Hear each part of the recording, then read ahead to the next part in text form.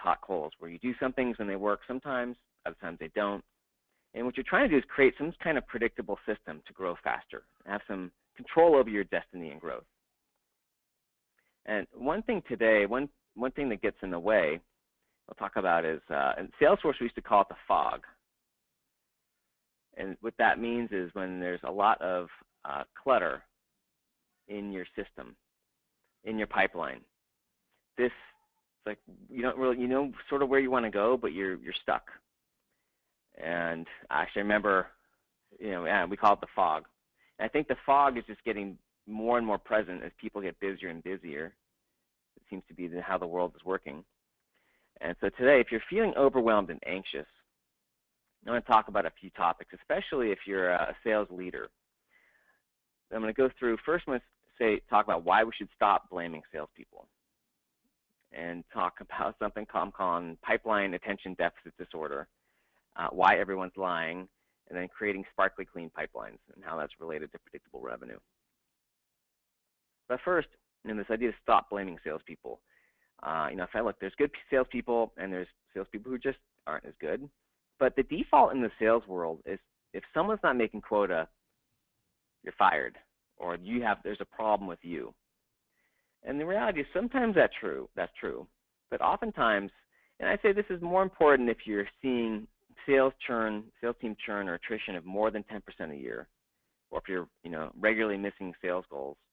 Look more at what is it that the company or your systems and processes are doing to make salespeople successful or to make them fail, and put more of the focus on the systems and less on the people. I think it's too weighted on the salespeople and not at how they're hired, trained, coached, set territories, compensation quota, leads, etc. Systems, Salesforce.com, everything that goes into creating a system in which they can be successful. So I think this is probably one of the most important ideas, I think, for the next book.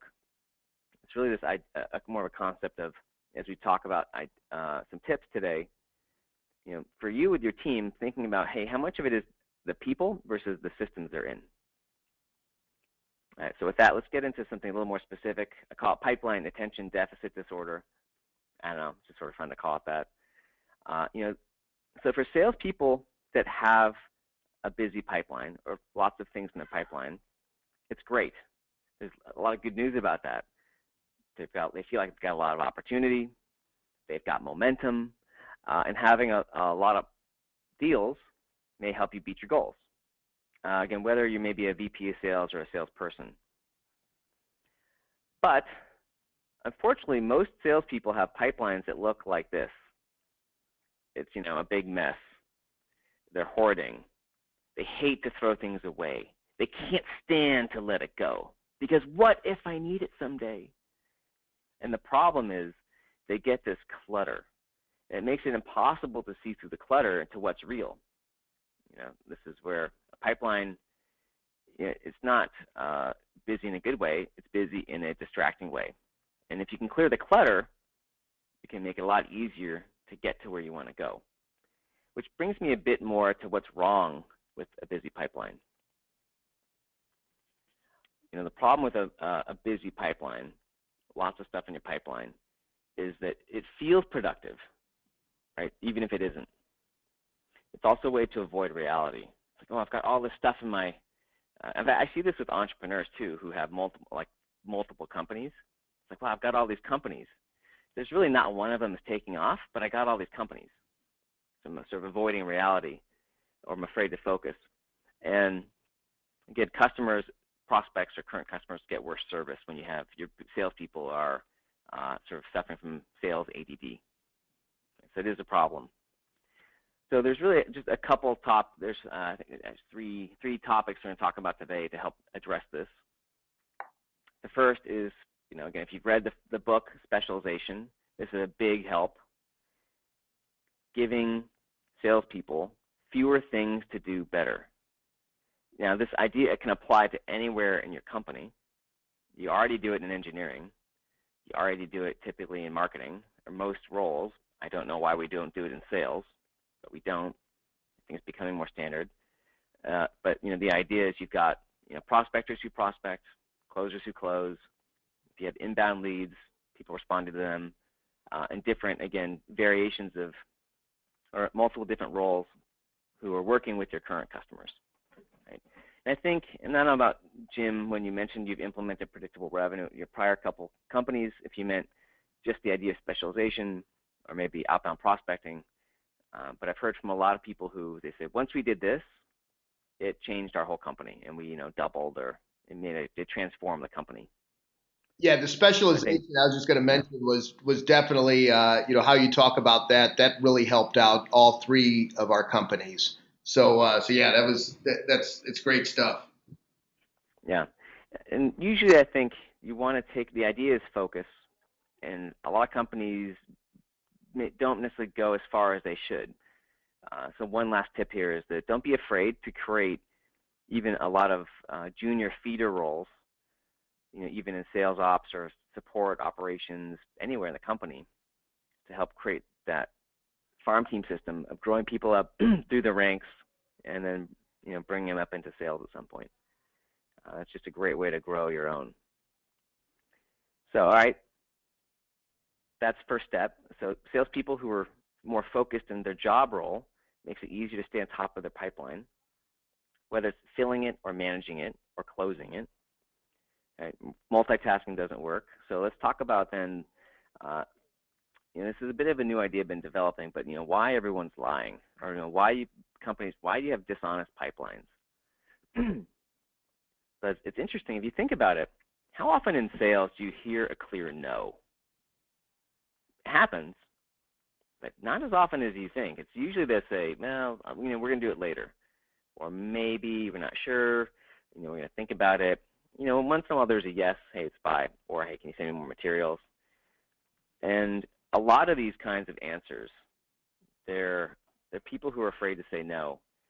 And we're getting into an area where, because salespeople are often afraid of the truth, and of course not the best salespeople, but most salespeople are afraid of rejection.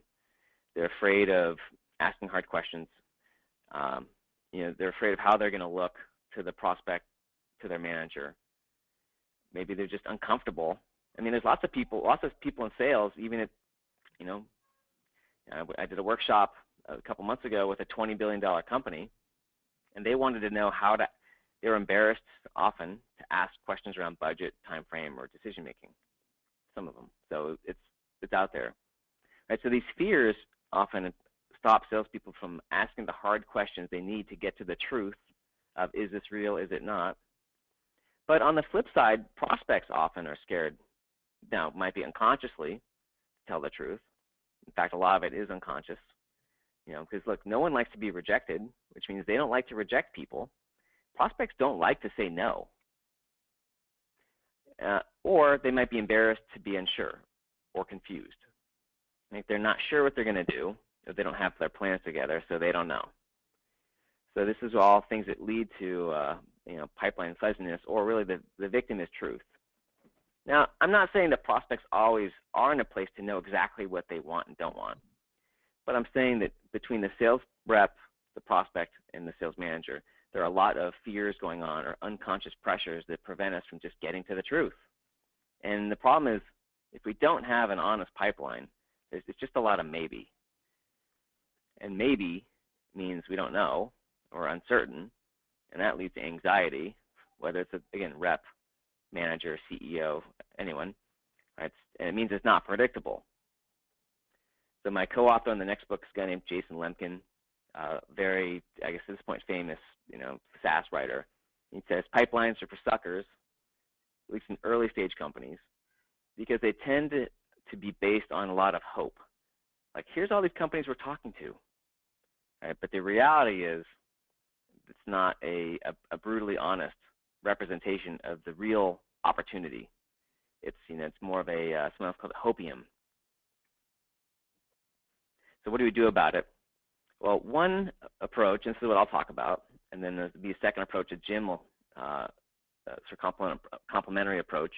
But what I'll talk about is how do you get better at getting the truth? And part of this is understanding that your job, whether you're a salesperson or a manager, is your job is to get the truth. yes, okay, this just to sell, but in order to do that, you need the truth. Why? Why do they need it? Why are they unsure? Why wait? This, that. And you want to help your prospects either move on or out. Let's move on. Let's do this. Or you know what? It's not the right time. We'll come back at some other time in the future. We want clarity. And to do that, normally we have to start by assuming that it's a no. Unless it's a yes, it's probably a no. And I think it's like when you're shopping for clothes. If it's a maybe, it means no. It's like, no. When it's a yes, I want that, then it's a yes. So that's, instead of assuming that it's a possibility, we want to start to assume there's probably not a possibility. Which it doesn't mean that we just throw it away. It means that we have, we're trying to be really honest with that about the work we need to do to figure out what to do with this opportunity, how to either move it forward or move it out. And as part of this, we want to make truth easier to get to for everyone. So one thing to start working on is no guilt, right? By managers to reps or reps to prospects. Because when managers are pressuring salespeople, it's easy to criticize, like why is your pipeline so light, or why isn't this deal moving, rather than to coach, which is, hey, let's understand what's going on, why you're not getting the opportunities you should be getting, or hey, let's understand why this deal is stuck. And whenever you have guilt, you have people who will react and you tend to cover up or hide. The second one is to make it easier to be honest, to give easy outs to people. Right? If they're afraid to say no, and I'll give you some examples soon, make it easier for them to tell you the truth. Right? But there's so much, it's hard to overestimate the amount of shyness and embarrassment that happens in business, even with very experienced people. And the third one is asking hard questions, but in friendly ways. Right? We want to be non-threatening. We want to be curious or investigative or help problem solving. What we don't want to be doing is challenging them, because if they feel like they're being challenged, it just makes people defensive and they'll tend to hide. So here's some examples. Just the principle is we want to reframe how we ask questions to make it less emotionally charged and less challenging, and to be more informative. So instead of saying something like, hey, do you have buy-in yet from the CEO? Or, hey, where are you in your decision? Which are a little bit more challenging. You could ask something like, hey, what would it take to get this done by month end? Which is more of a question, hey, let's work together to come up with a solution. Or, if we want to be curious, it's rather than saying, is this a priority? Right? If they say yes or no, that doesn't really help us. Better would be, hey, what else is more important right now? Or on a scale of 1 to 10, how important is it to get done or get done by a certain time? Just trying to gauge, how is this really somewhere at the top of the list that's going to happen? Because if it's not the top of the list, it's probably not going to happen. Last one here, I said investigative. I like Columbo. It's a great model. If you're younger than 30, you may not know what that means. But so rather than asking a question like, well, who's the decision maker here? You could ask, well, who else is typically involved in deciding and budgeting something like this? Or how have you guys done this in the past? Or if we had a meeting, and we did a demo, like who else would you want involved here, and what would their parts be? Right, do you see the difference? And rather than challenging someone, we're trying to have a question to help work together towards a common solution, a common truth. And a last sort of bit different example, I mentioned giving them an easy out. I think maybe some of you have seen this, but I call this a breakup email. You could do it on the phone. It works very well over email, especially for people who aren't responding back. Right? They go silent. And you write them something to the effect of, hey, I haven't heard back from you. I'm assuming this isn't a fit, or this isn't the right time, or unless I hear back, or unless I hear otherwise from you. And the reason this works well is you're putting the ball, you're calling them on it. So first you're calling them on it, because oftentimes people don't respond they're busy, it's not a priority, which again, not a good sign for your deal if it's not a priority, or they're a little bit embarrassed because they don't know, or they don't want to be they don't like to say, we just don't want to do this. So you're trying to give them an easy out where this gets a very high response rate, 50 to 80%, where yes, they'll often say, you know what, yep, this isn't a good fit right now. Let's check back in a few months. Or actually, I've been meaning to get back to you, and yeah, let's talk about it, the next step. At least it's a way to get back in communication. So again, the principle is, salespeople are often afraid to tell a prospect, hey, I don't think this is a fit, or it doesn't seem like it's a priority. And what happens, because they're afraid that it's going to go away, but more likely the prospect, if they're a real opportunity, they'll respond back, and actually, I am interested. Let's take the next step. So I'm going to so I mentioned that Jim will have a fourth technique, sorry, not fourth technique, but some tips on this, how to help improve your pipeline. Here we go, the slide. Sort of the mechanics of getting stuff into the pipeline are important. But before we do his section, where you can find out more about my stuff here, and again, that idea, going back to, if you're having sales problems, look at the systems.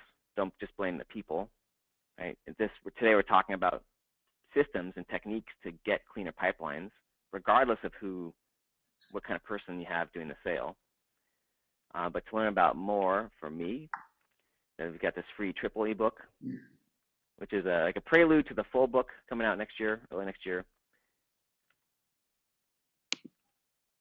Let's see here. Jim, how do I turn this back over to you? We'll get it. Great. Yep. There we go. By the way, too, I think if you have some questions while we get this turned over to Jim, you can put the questions into the little GoToMeeting sidebar. And I'm sure they'll be able to share the slides with you afterwards. Yep, we are definitely going to do that. So thanks very much, Aaron. That is really great stuff, and I really appreciate hearing all these things. It's super helpful for our reps. And just for the record, I do want to tell everyone that hoarding picture that you showed was not a picture of my basement. So, or at least you can't prove it was. What about your closet? So anyway, this again, really great stuff. So thank you for that. And one of the points you mentioned, Aaron, was about getting to the truth about opportunities. And you had many points that were really good, but I want to focus in on that because really that's one of the key things that gets my attention is how sales management and sales operations has so many opportunities to look at, right? I mean, especially if you've got 20 reps or so out there, you might have hundreds, or depending on how many reps, even thousands of opportunities to look at. And how do you separate the ones that really that are headed in the right direction, that are applying all these best practices that you've talked to us about today? How do you find those opportunities and separate them from others that are falling out or should just be sent back to marketing nurture? So those are the kind of things that I wanted to talk about here, and so to figure these kind of things out, let's first look at how the quarter goes. So on day 1 through 30, these are things that I've experienced, and a lot of other people I know, our customers and others that have experienced this kind of thing, where you have deals that slipped from the previous quarter into this quarter.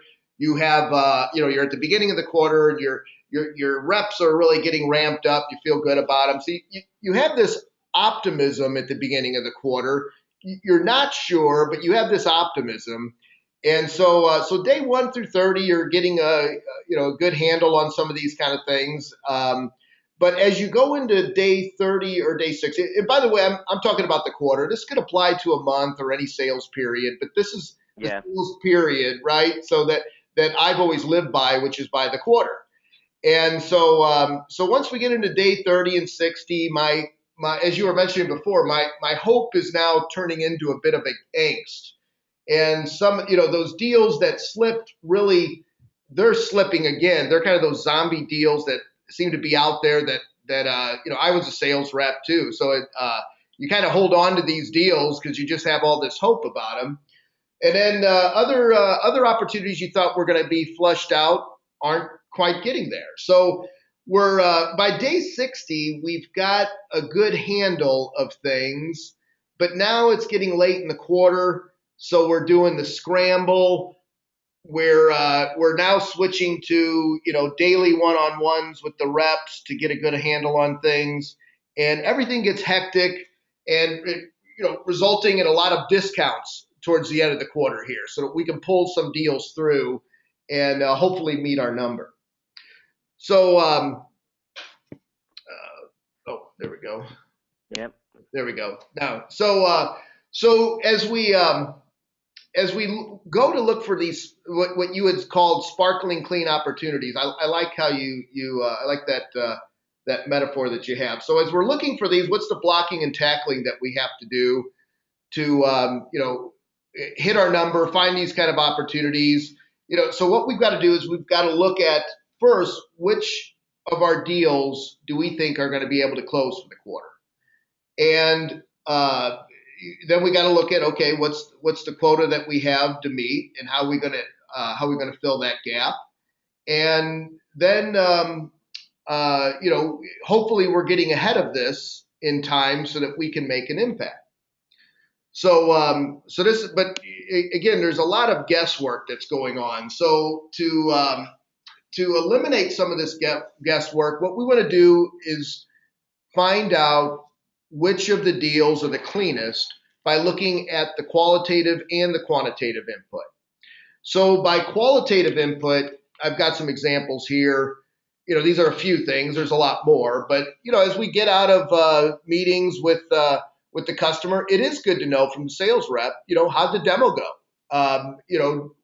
As you were mentioning, what is the reps feeling about the priority that this deal has in the other projects that are going on with the account, and also the sales reps assessment on if we're the right fit for this prospect that we have. But that's only half the story, and a lot of times that's what we're relying on. We're relying on reps to commit deals. We're relying on reps to So to relieve that pressure a little bit, what we look for are certain milestones or metrics about each deal. So we look at the quantitative input that we have. And the first one, again, these are just a couple of examples here, but, the right roles. A lot of times if we might have someone that's really excited about a deal, but they're really only getting that excitement from one person. They've got one sponsor who they seem to go to and ask everything. And, that sponsor is giving them it's just that one-dimensional serial communication link. So to make these opportunities more contextualized, we try and get all these,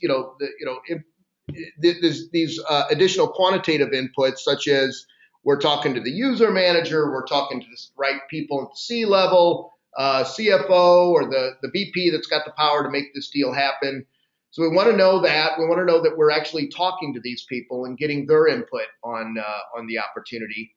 Here's another one I always look at. So, and again, I've done this myself, where I get out of a meeting and I get all excited, and there are absolutely, we killed it at the demo.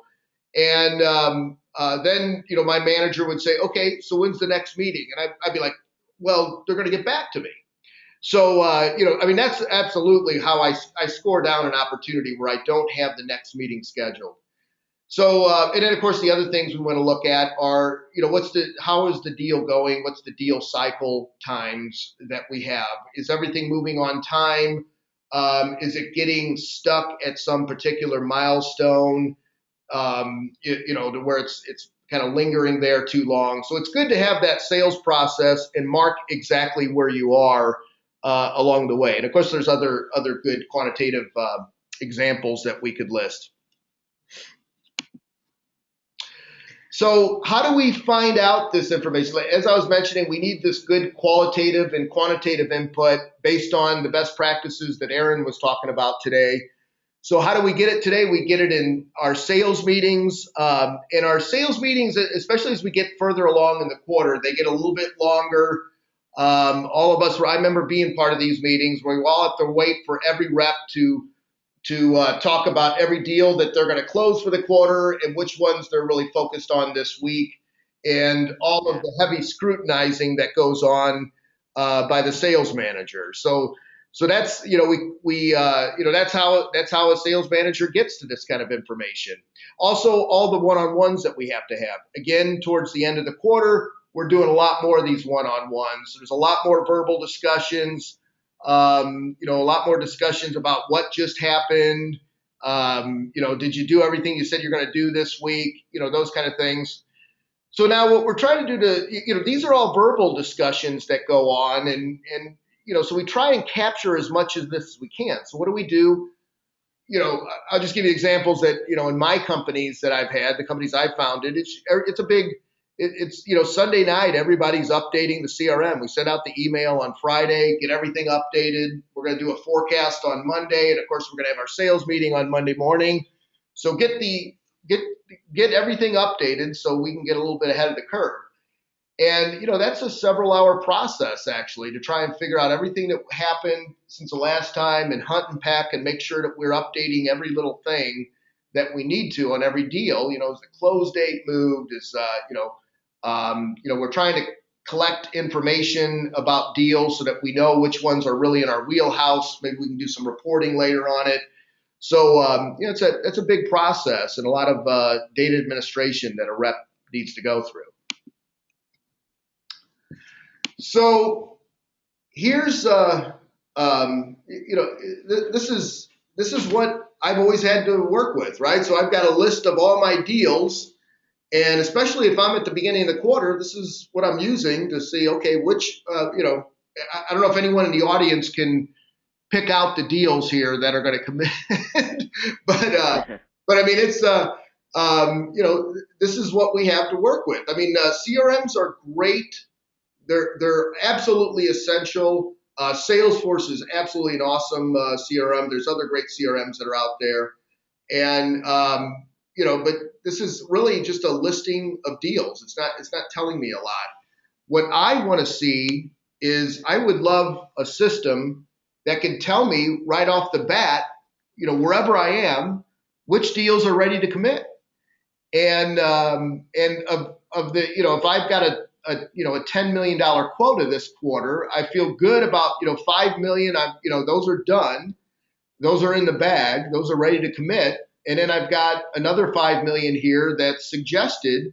In other words, these are the clean opportunities that, follow the best practices that you were just teaching us, Aaron. So it would be nice to have this kind of thing, and it is available. There's technology now that uses machine learning, prescriptive analytics to tell us which ones are ready to go and which ones we should put our resources after to make the whole quarter happen. So this is now you can have all this analysis, but unless you're getting data into the CRM, you've got nothing to analyze. And it's great to analyze history, but all these things that Aaron was just talking to us about, a lot of this needs to be real-time, fresh updates. We need to know, again, the qualitative and the quantitative inputs immediately. So the use of mobile devices is super important, that you can walk out of that meeting, do a quick thumb click, speak in a note, and you're done.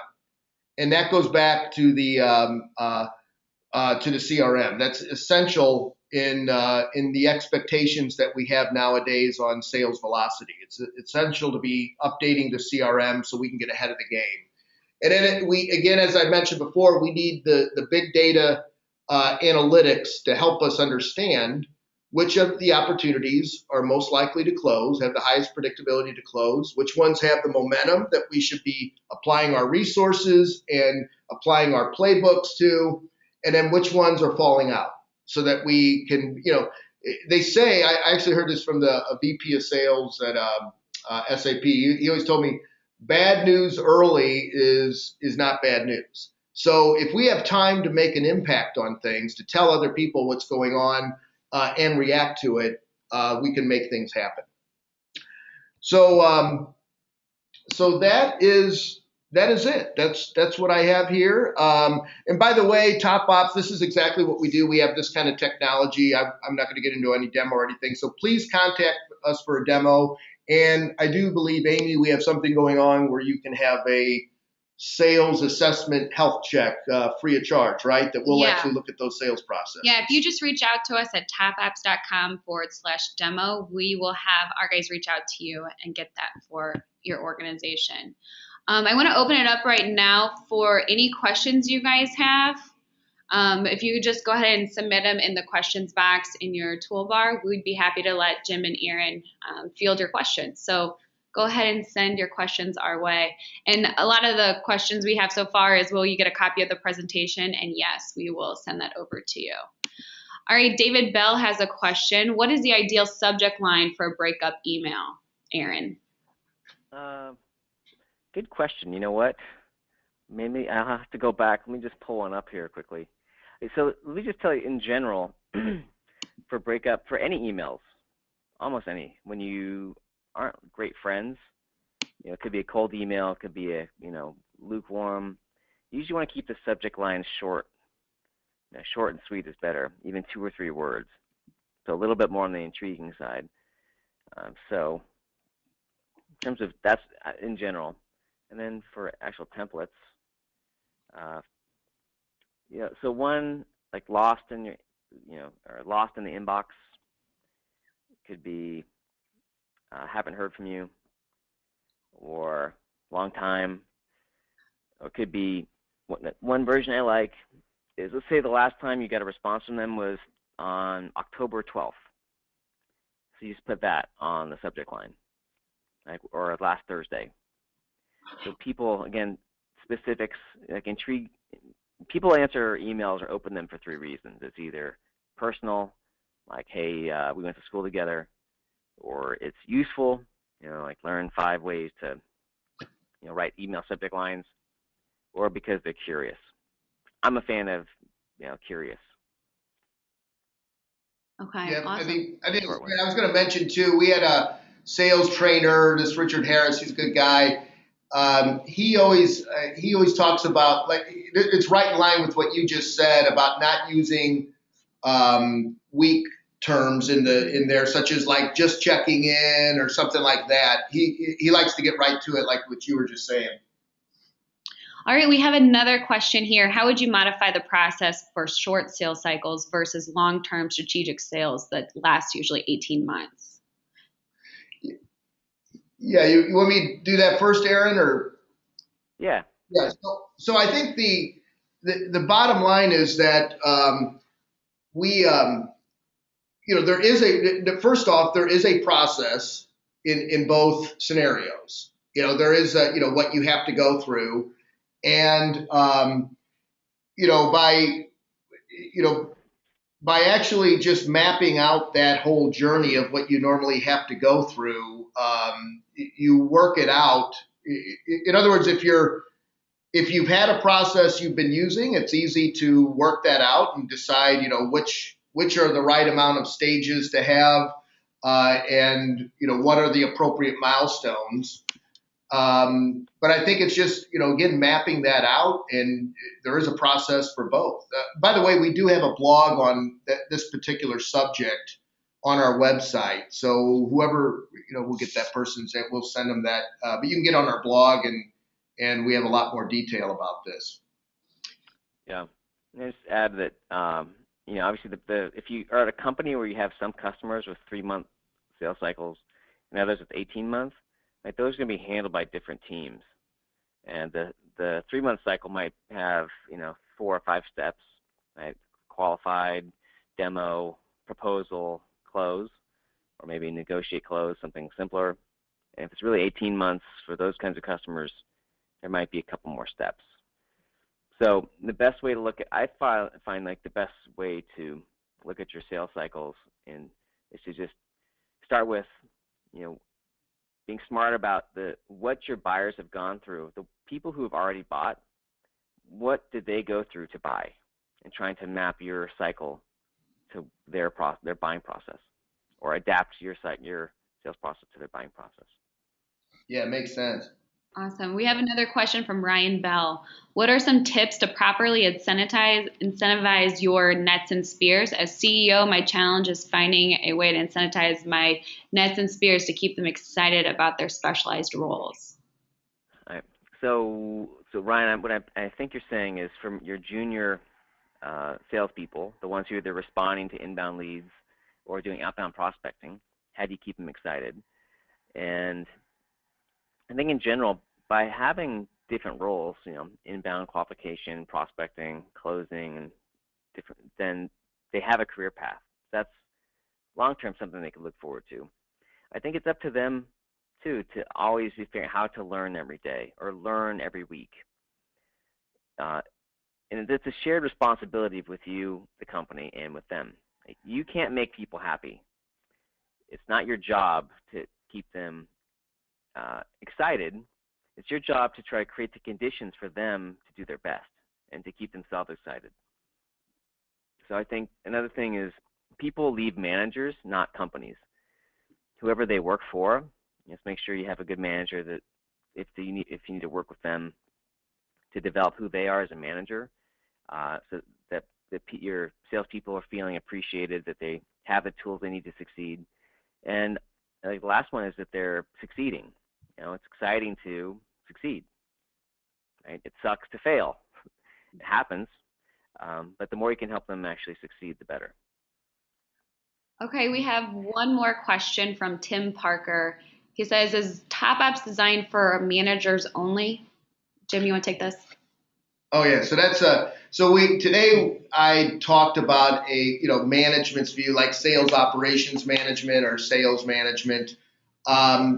But no, I mean, I think these same principles on looking on how you're doing from the quarter and evaluating where you're at, how to fill the gap, that applies also to the sales rep as well. So so these are definitely helpful things for the sales rep in helping them to know which deals to go after, and to also be prepared.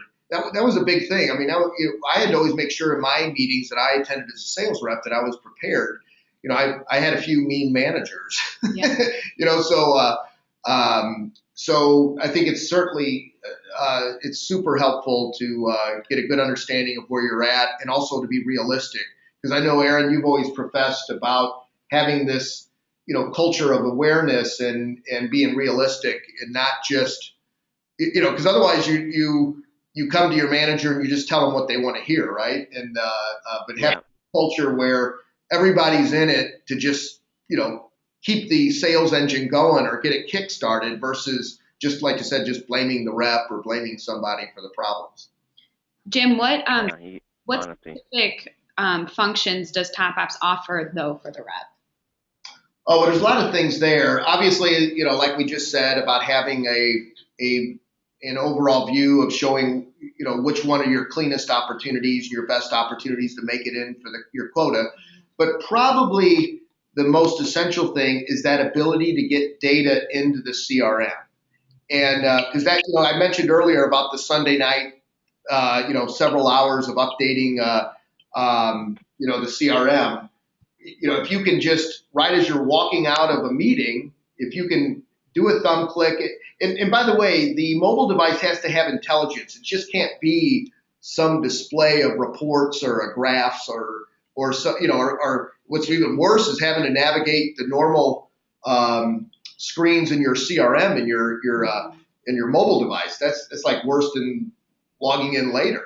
So it's got to have intelligence to know right where you're at on opportunity, right? Maybe the deal that you're coming right out of, and so you can hit a thumb click, speak in a note, and then you're done. You just spent a few seconds there updating things, and then it updates, it scores up or down the opportunities based on what your input is. Okay. Aaron, we have just manual. The easier you can make it to get in. Going back to the reps question, I mean, as a rep, if you're distracted, or if you're spending, it's like you're spreading yourself thin across too many opportunities. You just end up wasting time on ones that aren't going to go anyplace. or you get overwhelmed. And so, it's even more as important if you're an individual rep to figure out what's really in your pipeline. And if it's just junk, at least rather than wasting time on it, you got to go out and look for something different, other opportunities, and not, again, sort of being in intentional or unintentional denial about what your pipeline really looks like. Yep. Aaron, we have a question for you from Natalie. I have an open rate of 20% in outbound prospecting emails, but only a response rate of less than 2%. What qualities of my email should I be changing? Well, there's three, so the main three things that affect email response rates, at least outbound email response rates, come the 3 T's. It's target, timing, and template. So the kind of company you reach out to and the person at that company can make a big difference in responses. So that's target. Timing, the day of the week, time of day, that makes a big difference. It's usually better before work or after, so early morning or in the evening, not in the middle of the day when people are overwhelmed or running around. Sometimes the weekend, sometimes not. It depends. So it's timing. And then the last one is template, which is what do you actually say in the template. So there's in that triple ebook at predictablerevenue.com/triple, there's a couple sections on cold emailing, a sample template. But I know like 2 or 3 tips I've put in there are for a lot of the emails that people write, including sales emails. Salespeople love to write long emails, and they're too long, they're vague, and they tend to be boring. There's a lot of jargon in them. So I say, again, whether you're prospecting, whether you're in sales, practicing writing short emails are really blunt, like direct and to the point in simple English with a clear call to action. So you never want a call to action like, let me know if this is of interest, and let me know if I can be of help. And a much better one, because it's hard to answer, it's vague. Much easier is, are you free Friday at 3 to talk? Or what's the best way to get 10 minutes on your calendar? Or today are you using XYZ to do some kind of app, or you want like simple to answer questions or clear call to actions as part of those emails. All right, this is an interesting question. It just came in. If we can squeeze this one and one more in. How do you feel about a rep working from home, especially if the best response rates are before or after hours during weekends? Well, now there's lots of ways if you're doing for sales or emails, there's lots of ways to schedule emails. Outlook has a scheduler. Salesforce, at least you can schedule mass emails. There's a lot of ways to schedule email. If you use Gmail, there's something called Boomerang, Sidekick. There's a bunch of them. There's lots of ways to schedule emails that go out. And like if you get a response at night or in the morning, you can handle it while when you're actually officially at work. So I think it's fine. It's more challenging, for some people. They're diligent and they're able to work at home very well, and others it's just very hard. So I think knowing yourself and your weaknesses and strengths is more important than sort of some of the mechanics around emailing. I sometimes can work at home, but I don't like to. It's hard to focus here, I find. Of course, again, I have a lot of kids and animals and dogs, and there's like 10 people who live at this house. One form, kids, adults, or visiting. It's a zoo. Oh, wow. So. All right, here we got one more. What is the best response time when an inbound lead is received? So, and by the way, I actually want to get back. I think it was the prior question around ideal subject lines. Someone on chat actually had a good one. I forgot about this one. Is for a breakup email, a subject line of "It's not you, it's me." Yeah. Right? That's a good one. I know there's a bunch of good ones. I don't always remember the top of my head, but they're sort of a little bit surprising, different. So, okay, going back to the question, best response time when an inbound lead is received, and I'm thinking you mean how fast you respond to them. Yeah.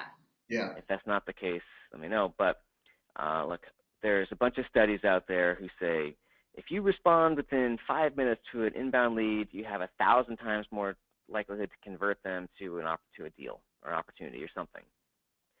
And while I think there's some truth to that, I think a lot of that is, it's not that it's bullshit. I think it's good marketing for the people who sell fast lead response. So it is better to respond. Usually it's better to respond quickly. I know it can be challenging for some teams if you don't have the right tools. So, ultimately, sooner is better. But if you can't do it within 5 minutes, don't worry about it. Don't freak out about it. What you don't want to do, I would say, is don't let it go 2 days. So a few hours or a day is ideal at this point. And just make sure you're checking it every day, or at least have someone who can. And one last tip would be some leads are hotter than others. If you have a contact, make sure you have a phone number on your website, for God's sake. For a lot of startups who don't have phone numbers on their websites, but the people who actually spend lots of money, they want to talk to you. They don't want to do they don't want to do a self-service trial. They want to have you show them a demo and talk to you. They don't buy like you do. But have a phone number on your website, and have ways that if it's a hotter lead, like a contact me, it flags you can spot it sooner, because those are the ones, you don't need to follow up on every lead the same way, but you do want to make sure for the types of leads that are more interested, you have a way to spot them and follow up with them more quickly. Again, at least in 24 hours, if not faster. Awesome. All right, well, that is all our questions. Jim, you want to? Yeah, I think we're good. Aaron, thanks a million for being with us. We got a lot more things planned to do with you, and we're excited about that. And I think this was great. So yeah. So thank you. We ask anyone that is interested in the sales pipeline management to get a demo at TopOPPS.com. You can can request that. And so we'll go ahead and close it up. Thank you again, Aaron. Thank you all for attending, and we'll see you at our next webinar. Yep. Thanks, guys. And yeah, it looks like it's a very neat product, so I would encourage people to check it out. Awesome. Thank you. Thanks, Aaron. Have a great day, everybody.